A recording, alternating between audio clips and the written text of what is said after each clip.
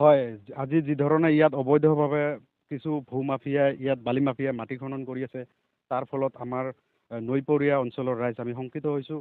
আমি জিলা প্ৰশাসনক অনুৰোধ জনাইছোঁ যাতে ইহঁতৰ বালি খনন কৰা পাইপ মেচিনসমূহ অতি সোনকালে বাজেয়াপ্ত কৰে, লগতে আমাৰ ৰাইজৰ সুৰক্ষাৰ ব্যৱস্থা কৰে আৰু এই দালালকেইটাক অতি শীঘ্ৰে যাতে শাস্তি দিয়ে তাৰ আমি দাবী জনাইছোঁ ৰাইজৰ ফালৰ পৰা।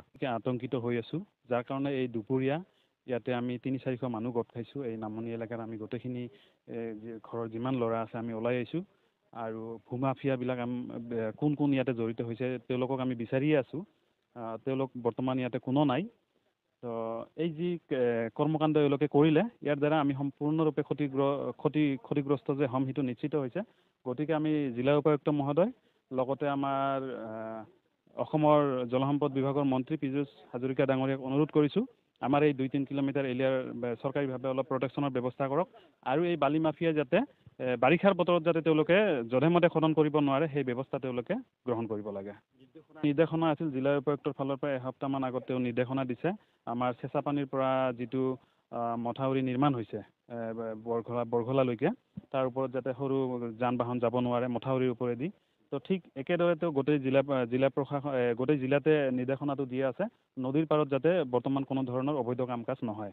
খনন বা মথাউৰিৰ ওপৰত যাতে ডাঙৰ গাড়ী সৰু গাড়ীয়ে হওক চলা ফুৰা সেইবিলাক যাতে কৰিব নোৱাৰে। আৰু আজি আপোনালোকে দেখা পাইছে আমি মথাউৰি বনাইছোঁ আৰু এওঁলোকে সেই মথাউৰি কাটি কেনে ইয়াতে গাড়ী অহাৰ ব্যৱস্থা কৰিছে। ইয়াতে আপোনাৰ বৰ্ডাৰৰ চচেছ দিয়া আছিল চচেছৰ সন্মুখত তেওঁলোকে খান্দিছে। যেতিয়া আপোনাৰ মেচিন এটা লগাই বালিটো উঠাব চচেছটো দাবি যাব আৰু ইতিমধ্যে দাবি গৈছে। আৰু যিহেতু বালিৰ প্ৰটেকশ্যন আছে এতিয়া নদীৰ সুঁতি এটা আহি ইয়াতে লাগিছে আৰু সেই সুঁতিটোৱে আকৌ আমাৰ সেই বৰধু ভাপচাৰা গাৰুগাঁও ৰাখলডুবি এই এলেকা ক্ষতিগ্ৰস্ত কৰিব, যাৰ কাৰণে আমি খুবেই শংকিত হৈ আছোঁ। জড়িত হৈ আছে ইয়াৰে মূল মানুহজন আমি যিমান দূৰ জানো গোপী দাস বুলি এজন ব্যক্তি, তেওঁ বালিৰ মহলটো তেওঁৰ নামত আছে আৰু তেওঁৰ লগত আমাৰ স্থানীয় 2-3জন মানুহ জড়িত হৈ আছে। এইখন এলেকাৰে অলপ দূৰৰ মানুহ তেওঁলোকে বিজনীৰ চাইফুল ইছলাম বুলি এজন ব্যক্তি আছে। তো এওঁলোকেই লিড লৈ এই কামখিনি কৰি আছে। বন বিভাগে যিহেতু অনুমতি দিছে তেওঁলোকে চোৱা চিতা কৰি থাকিব লাগে।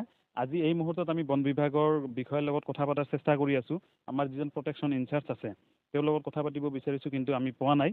তো বৰ্তমান যি ডাম্পাৰ গাড়ী এওঁলোকৰ মেচিনাৰীবিলাক আমি ৰাইজে আবদ্ধ কৰি ৰাখিছোঁ, এইখিনি উঠাই লৈ যাব লাগে বুলি আমি তেওঁলোকৰ লগত হয়তো কথা পাতিলোঁ হয়, কিন্তু তেওঁলোকৰ ফালৰ পৰা কোনো ধৰণৰ আমি সহযোগ পোৱা নাই। তো ইয়াৰ পৰা স্পষ্ট হয় যে আপোনাৰ এই মহলৰ অবৈধ যি কাম কাজ কৰি আছে এওঁলোকৰ লগত বন বিভাগ সম্পূৰ্ণৰূপে জড়িত হৈ আছে।